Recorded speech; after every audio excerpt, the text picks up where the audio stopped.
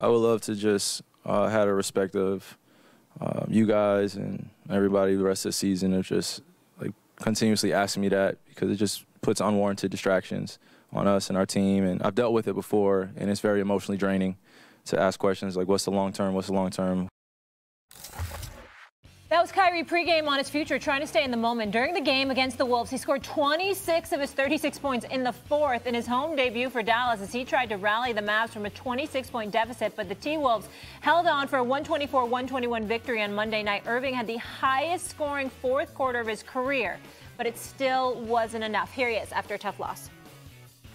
It's just end of the clock, and adrenaline's running high. Anything could happen. So I got to get a shot up, if anything, or allow Luka to have some space to get a shot and not turn the ball over in that situation. So it's on me. Again, I really wanted this win. So to all the Dallas fans at home, I apologize for not getting at least a shot up or something. I'm cringing myself. All right, Super Bowl's over. You will be seeing a lot of these two. We're happy about it. JJ Redick, Tim Legler, good to see you both. You too. Happy Valentine's Day. Same. Okay, are you concerned about, I know you're concerned, because yeah, you told me ahead of time you were concerned, but in case people didn't see, about the pairing of Luka and Kyrie, and tell me why. I'm definitely concerned, and I think what I have always tried to do, I try to be even-keeled about, we want a reaction based on a very small sample size, and then that's how it's going to be forever. And that's just not the case. This is a fluid situation with these two guys because of the talent level, the way that they play, what they're used to, okay, particularly in late-game situations. Yeah. So, yes, I'm concerned because I think it's a massive adjustment for Luka Doncic. You think about what he's had to this point since the day he got to Dallas. Every single important possession, the ball has been his. Dictate what you want to do. Do you want to run high ball screen? Do you want to post? Do you want just the area to yourself with a live dribble at the top of the key? And then everybody else on the floor is going to be put there around that idea that you're going to have offensively to create that spacing. And that's great with space to operate in for a guy like Luka Doncic. Now, obviously, they haven't won yet, so he's going to welcome in talent, and he's welcoming in one of the most talented players in the NBA. But you're going to see situations like you saw last night, like you saw in the first game together. The end of the game is going to be much different now for Luka Doncic and how he navigates it and how he handles it. He's a guy that can beat you with the pass or with, obviously, as a scorer. But now you've got a guy on the court that primarily is there for one reason in those situations, to do what he did last night up until the end of the game. But it's give me the ball, let me go, let me do my thing. And he had a great ebb and flow he worked out with LeBron in those years, in the year that they won the championship. This is going to be different. Luka plays slower than LeBron. He dribbles the ball more than LeBron did. Last night you could see the problems they had at the end where they both were trying to do it individually and they were about 6 feet away from each other. And that's just not going to work, that kind of spacing, because Luka's not going to move much without the ball. If he doesn't have it, he's going to kind of be camped out watching the action. He's not a guy that really, to this point in his career, understands how to play. If he's got a live dribble way to attack, where is he going to be that's beneficial to Kyrie Irving, where also, he's kind of true to himself, who he is offensively. So I definitely think there's going to be a feeling out process where they're going to step on each other's toes to a certain extent, trying to figure this out. Now, there's time to do it, and who knows ultimately what the ceiling will be, but this will not be seamless. No matter how great they can be individually, and they had great stat lines last night. But you saw at the end of the game, now having to make those decisions, where's it going to go, and what does that mean for the other guy? And that's what they have to work out, and that's going to take time. Before you jump in, JJ, didn't you have a quote, and I don't want to misquote you, that you said they will be more likely? Yeah, I said if you asked me to put money in one of two piles of losing the first round, get to the finals, I'm putting that money on losing the first round before I would bet on this team to make it through the Western Conference. Can I say that I'm both confident and concerned? Yeah, that makes sense. Yeah. Right? To your last point, Tim, I want to say this.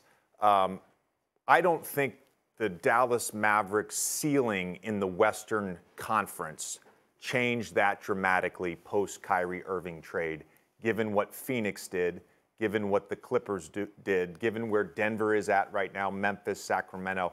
I don't necessarily think they are now more likely to win the Western Conference and get to the NBA Finals by adding Kyrie Irving. Let me tell you why I'm confident. It's actually for a different reason. I'll actually say I'm confident that they will be able to score the basketball. We're talking about a top 10 offense that added Kyrie Irving.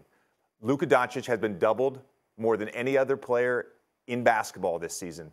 He now has an outlet in Kyrie Irving that he did not have before. Kyrie Irving, no offense to Kristaps Porzingis, no offense to Jalen Brunson, Kyrie Irving is the best player that Luka has played with. You bring up the LeBron thing. See, to me, Luka will have to make an adjustment, but Kyrie has the experience of playing with high-usage players like Kevin Durant, like James Harden, like LeBron James. He has produced consistently in those environments. There really hasn't been any change in terms of his efficiency, his usage rate. He's been the same player. I think Luka will have to make an adjustment. He's already talked about the fact that he knows he has to play off the ball more.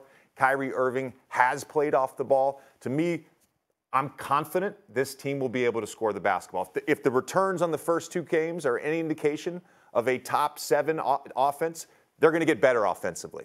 My main concern is defense. Yeah, they're in. Yeah. This is my concern, defensive. And this is why I don't think they are now in the conversation of real Western Conference contenders.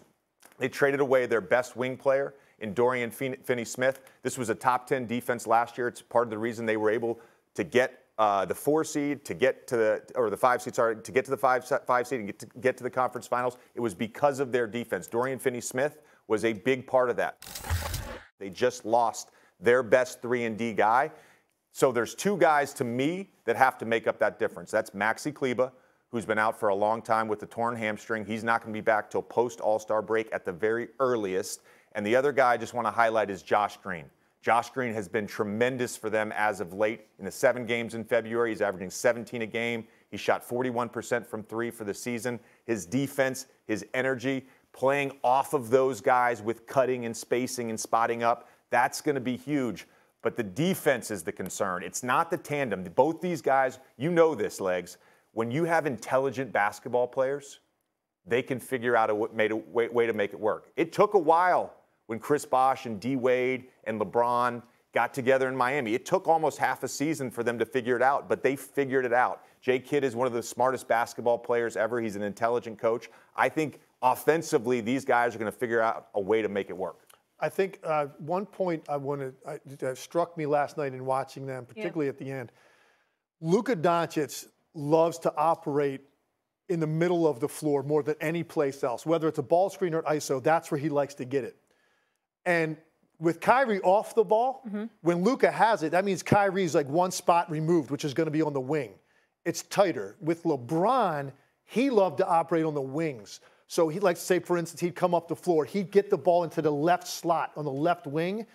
Now Kyrie would be 2 spots removed, meaning when the action would come toward LeBron and that ball would come out and get to Kyrie, he had the other side of the floor to now go attack. So from a spacing standpoint, I see these guys having a harder time working it out than Kyrie was able to with LeBron James. Look, you make a great point. They both have off-the-charts basketball IQ, and I think they both really want this to work and want to win. And Luka's getting a little bit worn out with what he's had to do in carrying the burden of this offense. So let's see if they can figure that out. And most importantly, where are you going to go? And I hate the question always like, who takes the last shot? It's not the same guy every night. Not when you got talent like this. Some nights it'll be Luka, some nights it'll be Kyrie. But this is difficult for Luka. Because I looked at it last night. He's on the bench for the first 6 minutes of the fourth quarter. Kyrie scored 16 points in that stretch. And Luka goes up to the table. By the time he checked in, Kyrie had another basket. By the time he got on the floor, Kyrie scored 2 more baskets. Now with 3 minutes to go, Luka hadn't taken a shot yet in the fourth quarter. He's not used to that, and that's something they're going to have to work through. Yeah, my observation from last night was how strange that last possession was. How many times at the end of a game, at the end of a shot clock, at the end of a quarter, have we ever seen Luka get sped up? This is a guy that always plays at his own pace. So Kyrie busts it out and speed dribbles up the court, and all of a sudden they're playing like hot potato with each other. Whereas what I'm used to seeing with Luka is a steady, easy pace, bringing the ball up, knowing I'm down 3, I've got to get a 3-point shot off. Let me get to my between the leg game and get to my step back. And there just wasn't an opportunity there. So I think your point is valid at late game. And we saw in Brooklyn, Kevin Durant take late game shots. We saw in Brooklyn, Kyrie Irving take late game shots. Like they're going to figure that part of it out. I think Kyrie's got to understand a little bit how Luka wants to play at the end of a shot clock, at the end of a quarter, at the end of a game. Thanks for watching ESPN on YouTube. For live streaming sports and premium content, subscribe to ESPN+.